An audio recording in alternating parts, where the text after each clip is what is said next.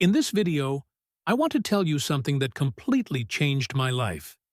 My name is Santiago Morales. I'm an excavator operator, and I've always been a discredited man, bruised by life, by pain, and by loss. I no longer expected anything from anyone, much less from God. But everything began to change on the day I, during a routine excavation, found something buried 10 feet deep, an intact statue of the Virgin Mary. From that moment on, something inexplicable began to happen.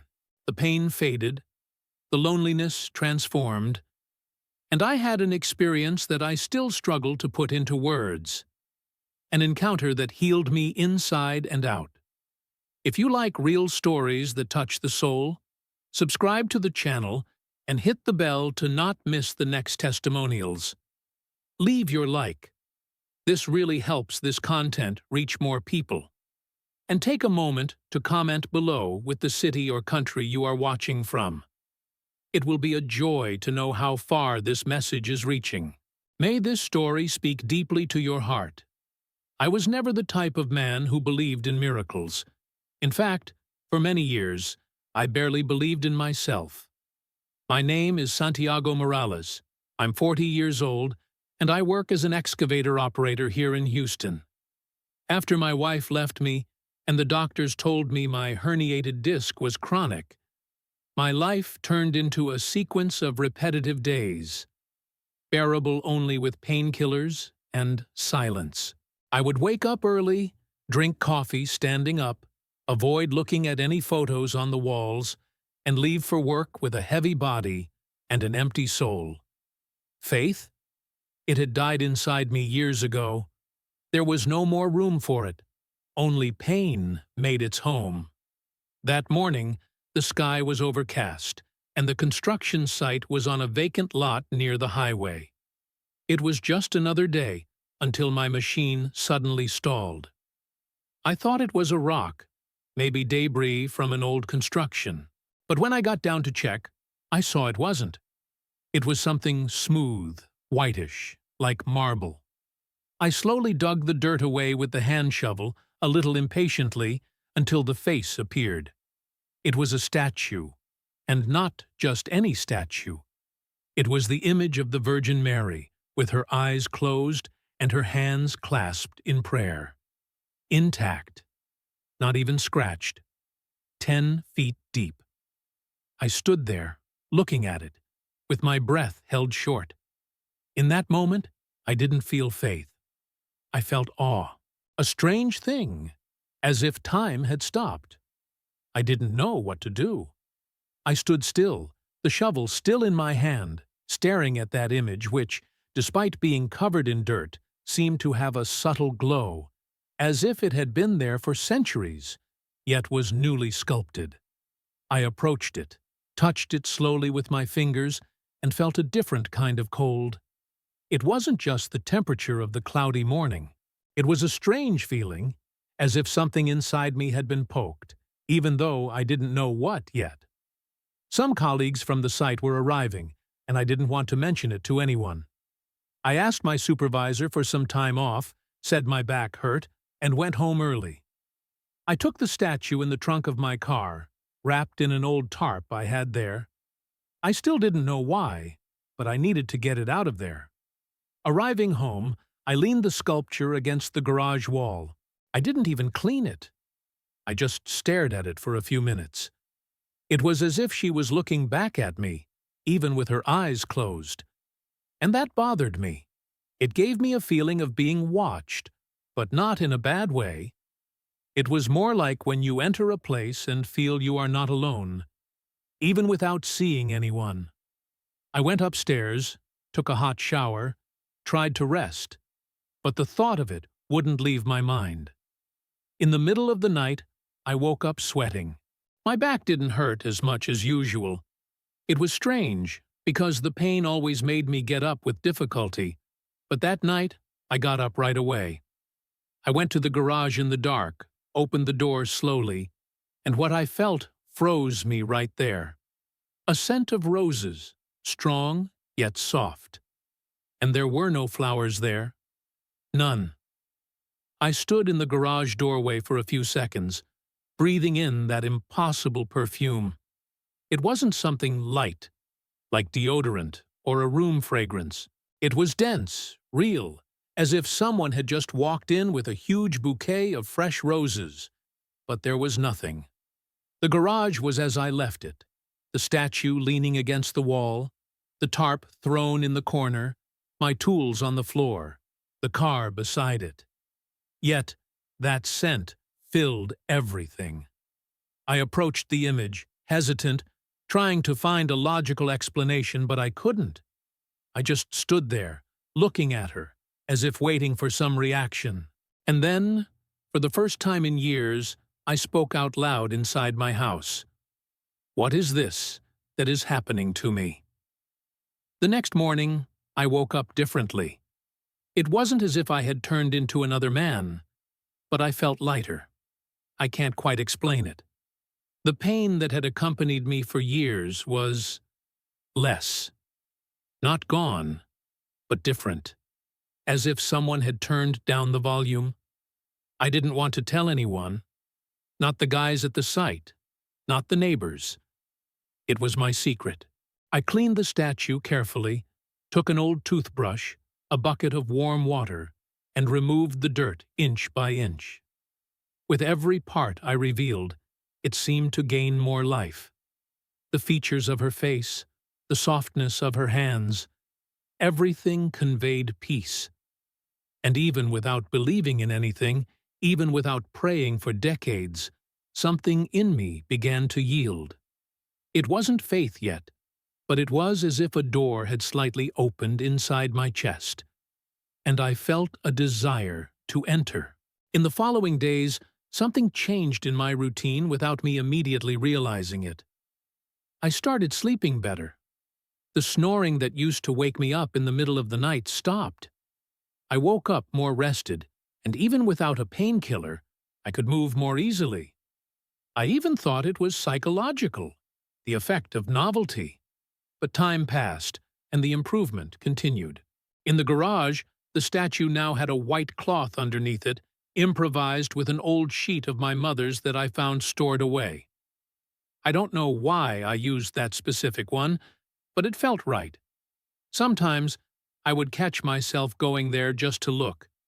I didn't do anything. I just stood, observing that silent image. And in that silence, where before there was loneliness, now there seemed to be companionship. That's when something started to bother me. The memory of my mother. I had avoided thinking about her for years, especially after she died before I could say goodbye. She was very religious, the kind who prayed the rosary every night and lit a candle for Our Lady on the right dates. When I was a child, she tried to teach me the prayers, but over time I drifted away. When she passed, I was already too hardened.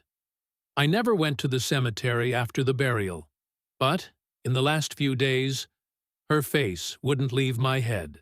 I remembered the way she smiled when talking about miracles, her hands making the sign of the cross on my forehead before I left for school. And all of this started hitting differently, as if she had left me a seed, and after years buried, it had begun to sprout. And this statue, this scent, this strange peace, it was as if she were near again. After 2 weeks, I decided to do something I never imagined. I went to a florist. I bought 2 rose bushes. I didn't know anything about gardening. I had never planted a flower in my life, but something told me I needed to do it. On Saturday, I prepared a corner of the backyard. I pulled the weeds, cleaned the soil, and made a small flower bed. I placed the statue right in the center, facing the morning sun. I planted the 2 rose bushes beside it and sat there in the aluminum chair, watching everything. It was the first time, in a long time, that I did something without rushing. It wasn't out of obligation, or for money, or to escape the pain. It was just because. And for the first time in years, I smiled for no reason. Gradually, something within me changed. I started greeting the neighbors, something I hadn't done in a long time. I began to leave the house not just for work, but to walk around the block, sit on the sidewalk, and listen to the sound of the trees. The back pain that once commanded my days was now a distant memory. I caught myself cleaning, organizing closets, wiping the windows.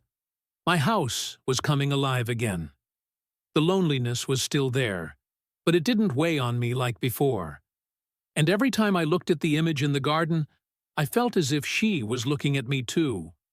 Not with judgment, but with compassion. As if saying, "You are still here, and there is still time." And that gave me a kind of strength that no medicine could provide. There was one night in particular that I will never forget. It was a Tuesday, the beginning of spring. I had left the bedroom window open, and a cool breeze was slowly coming in. I woke up around 3 in the morning, for no apparent reason. It was completely dark, but I didn't feel fear. Quite the opposite. It was as if there was a presence there, a calmness that enveloped me entirely. I got up slowly, put on my slippers, and went to the backyard. The ground was still damp with dew. When I got near the statue, I stopped. Something was different. I can't explain it. The air felt denser, the silence deeper. It was then that I saw she was illuminated. Not by a lamp, nor by streetlights. It was a faint white light, as if coming from within her. And at that moment, I couldn't move any more. I stood there, fixed on the image. My heart was beating fast, but not from fright. It was from emotion, from something I had never felt. The light seemed to breathe. It didn't flicker, but it gave the sensation of being alive. That's when I smelled that scent again. Roses, but much stronger. So real that it felt like I was standing in an entire garden. And then, something happened. I didn't see a face, I didn't hear an audible voice, but I felt, with all the clarity in the world, that she was there. The Virgin Mary. Not as a statue, as a presence, as truth. My eyes filled with tears without me realizing it. I knelt down, even without knowing why.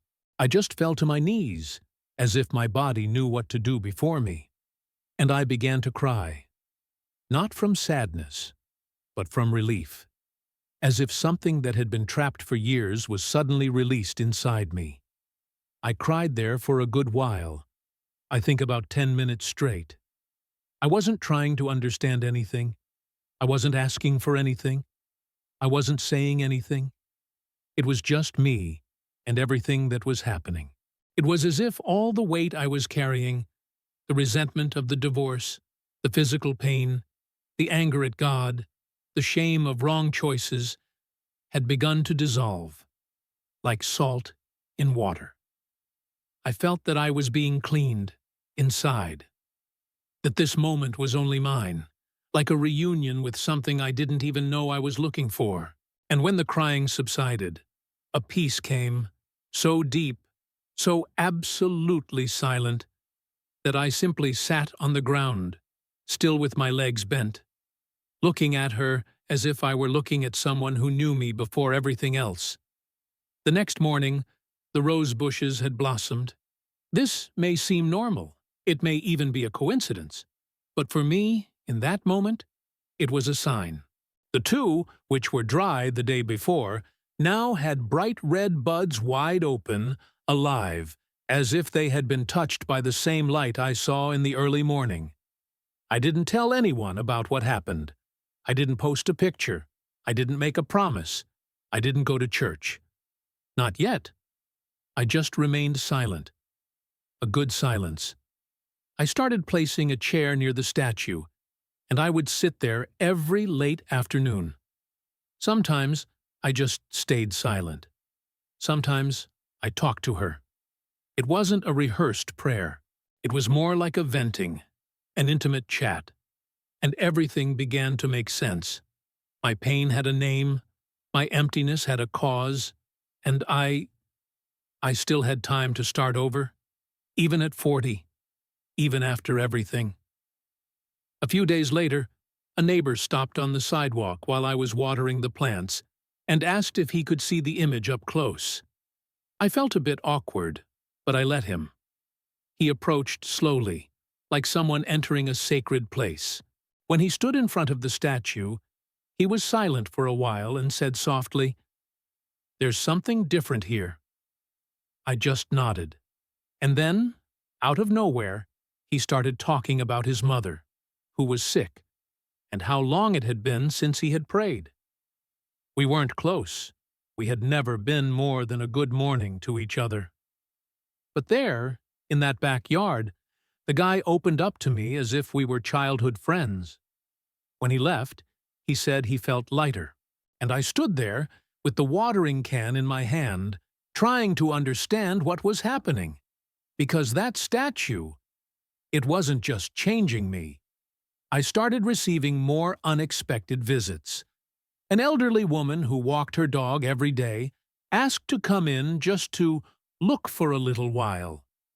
A colleague from the construction site, who never spoke of religion, showed up with a cornmeal cake and stayed almost an hour sitting with me in silence, looking at the garden. It was as if that image had become a magnet for anyone who needed to breathe. And that felt good. It was unlike anything I had ever experienced. And even though I couldn't explain it, I felt that it was God drawing near. In a way that respected my time, my flaws, my history. Without demands, without preaching, without noise. Just presence. Silent, yet firm. Like a mother who sits beside her child and doesn't need to say anything to make them feel loved. That's exactly what I felt. And that was healing me a little more each day. There was a day when I picked up my mother's Bible, the one that had been stored for years in the bottom drawer of the dresser. Her name was still written in blue pen on the first page. Ana Morales, 1987. That brought a lump to my throat.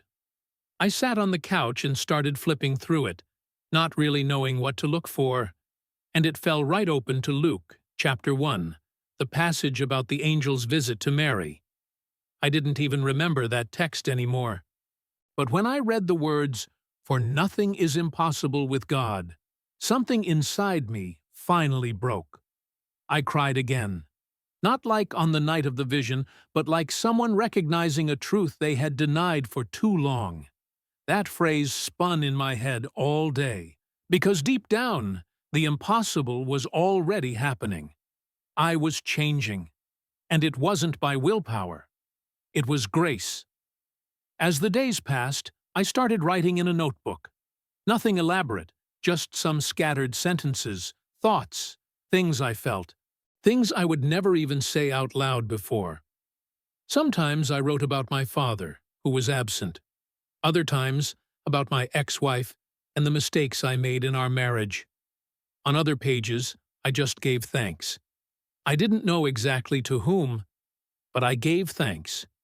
It was as if that notebook became an extension of what was happening inside, and writing helped me understand what I couldn't even explain. Before I knew it, I was writing about forgiveness, about starting over, about faith. Words I once despised. I, the cynical, hardened, internally locked guy. Now I was the same man, but as if something had been unlocked. And it all started with that excavation, with a machine stalling on top of a buried image. One afternoon, I sat in the garden with a cup of coffee and noticed something curious. I no longer missed television. Before, the sound of the TV was what filled my silences, just any noise so I wouldn't have to listen to my own thoughts. Now, it was the wind, the birds singing, the sound of the hose wetting the ground. That was enough. The image of the Virgin was there, among the rose bushes, and seemed to be part of the landscape as if she had always been there.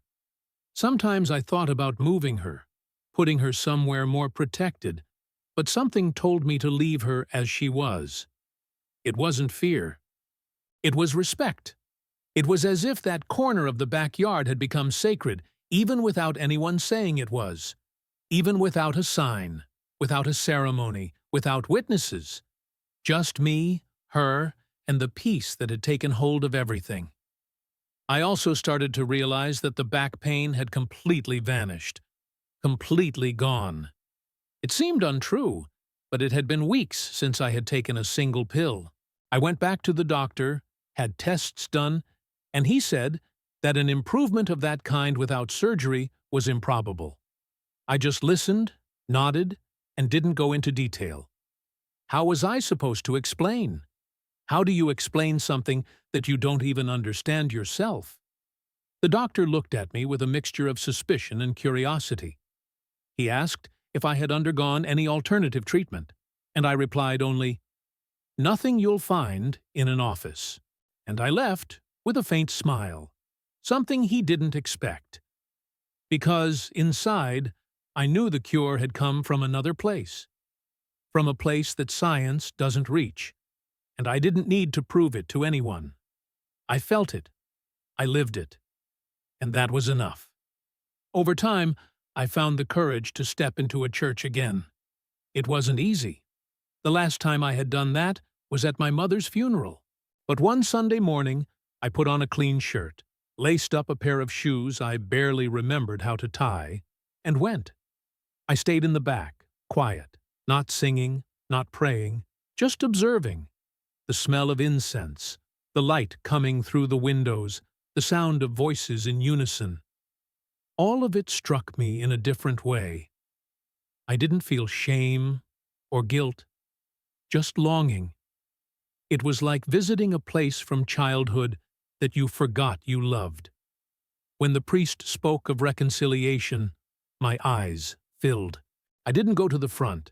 I didn't talk to anyone. But I left there with a lighter heart than when I entered. It wasn't the building. It was the gesture. I had returned. Even if only to look from afar, I was there again. Coming home after that Sunday had a different flavor. I ran my hand over the wood of the gate, took a deep breath before entering, and went straight to the garden. The late afternoon light hit the image's face perfectly, and the rose petals were open, as if welcoming me back too. I approached and, for the first time, offered a real prayer.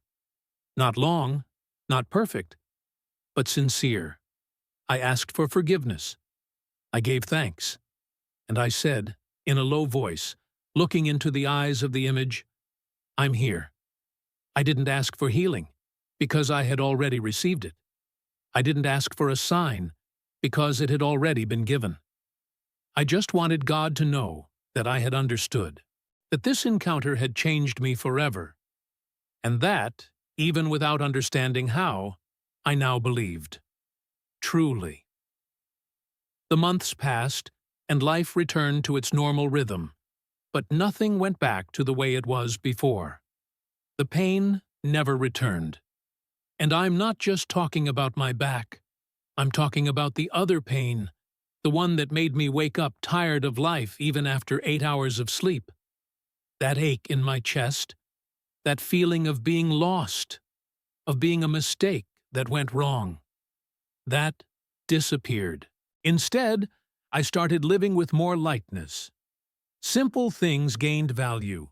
Cooking for myself, listening to the birds, chatting with the old man at the bakery. I haven't become a saint. I still make mistakes. I still have bad days. I still catch myself complaining. But now, I know I'm not alone. Loneliness still knocks on the door sometimes, but it doesn't enter like before. Because there is something, or someone, who dwells here with me. I never told this story to many people, only to a few that I feel need to hear it. Sometimes they ask me if I really saw the Virgin Mary. I don't know how to answer. Not with words. Because what I saw, what I felt that morning, cannot be explained. I only know that it was real, that it changed me, that it healed me. And even today, sometimes when I'm alone in the backyard, I sit in the aluminum chair, look at the image among the rose bushes, and feel it all again. The perfume, the peace, the certainty. And I remain in silence. Because some things don't need any words. We just feel them, and we feel them deeply. And that, no one can take from me. Never. The other day, I went out into the backyard in the middle of the night for no reason. The sky was clear, full of stars, and the wind was light. I sat in the chair, as I had so many times, but this time something was different. The image of the Virgin was there, as always, but it seemed too quiet. I can't explain it. The scent of roses, which used to appear out of nowhere, wasn't there. The air was normal. And at that moment, I felt a strange absence. Not bad, not scary. It was as if that presence had fulfilled what it needed to. As if it said, without speaking, "Now it's up to you." I stayed there for a long time looking, hoping something would happen again. But it didn't. Nothing. Just silence. Just night. Just me. Since then, I have never had another vision. The smell of roses hasn't returned. The rose bushes continue to grow. The image is firmly in the same spot. But that manifestation stopped. As if everything had ended discreetly, without warning. Sometimes I still wonder why. But the truth is, I don't have an answer. And I don't need to. What happened to me was real. It was unique. It changed my life. And if it never happens again, that's okay. Because once was enough to make me believe, to make me return to myself, and to remind me that, even buried under 10 feet of earth, faith can blossom again. And when it blossoms, nothing is ever the same. If there's one thing I learned from all of this, it's that God can reach us in the most improbable moments. Sometimes, He doesn't come with noise or explanation. He comes in silence, in the midst of pain, in your backyard, at the bottom of a random excavation. And when we allow ourselves to feel, everything changes. No matter how far we have drifted, there is always a way back. And now I want to know, have you ever experienced something you can't explain, but that changed your life inside? Tell me about it in the comments below. I will read them carefully. Take the chance to subscribe to the channel and hit the bell, because every week there are more stories like this that touch the soul and strengthen faith. If this content spoke to you and you want to help this channel continue to grow, click the Join button down below. It's simple, quick, and makes all the difference for us to keep spreading these messages. Now, click on the video that will appear on the screen. It's another powerful testimonial that you can't miss hearing. Stay with God, and until the next story.